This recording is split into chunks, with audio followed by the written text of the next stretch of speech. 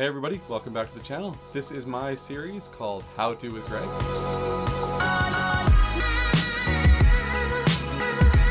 Today I want to show you another quick little tutorial on how to back up your photos on your phone and how to keep your phone clear of all that clutter that takes up all the space.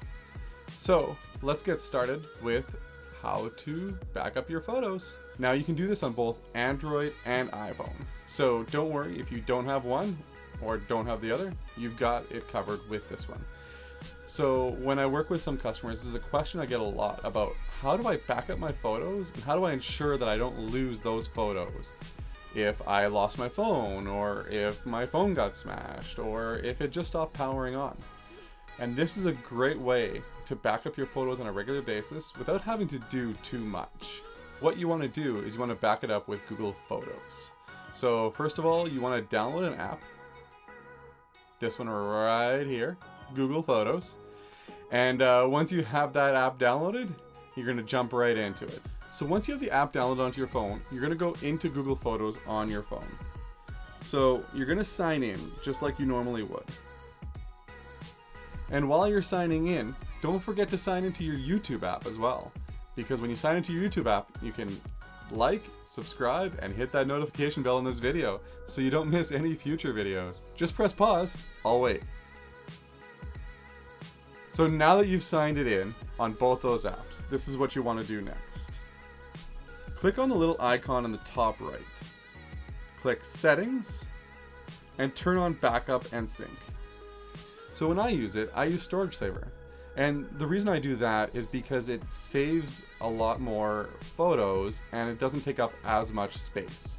So if you want to save more photos on less space, turn on Storage Saver. It'll save you a lot. I always have mobile data backup turned off, and that will save me on my mobile data. And I've also subscribed to a larger storage option with Google. So I actually have 100 gigabytes of storage with Google, and this way I can store more photos and more videos and everything on my backup.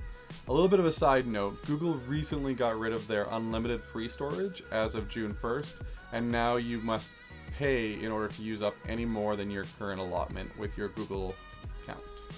So now that I have all those settings set, I'm just going to click the back arrow.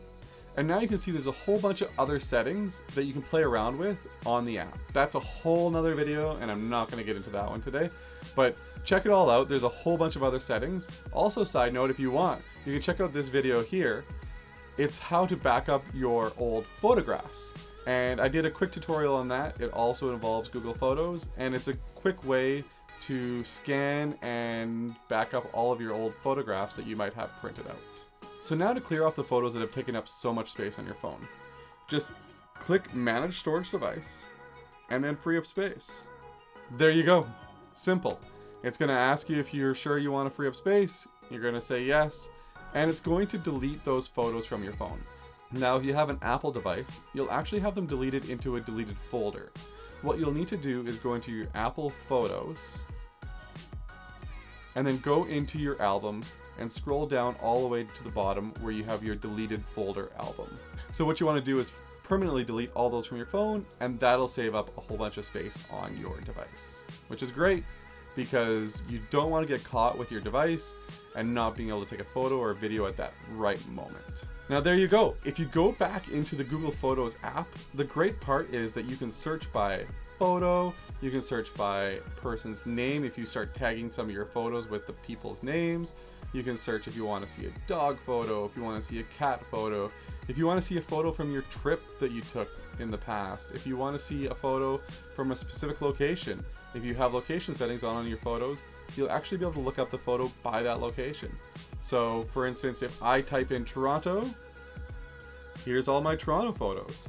So you can also search by date. So if you want to go back a couple of years and check out some photos from June of 2018, feel free just to type in that date and away you go. You'll see all the photos from that time with that timestamp.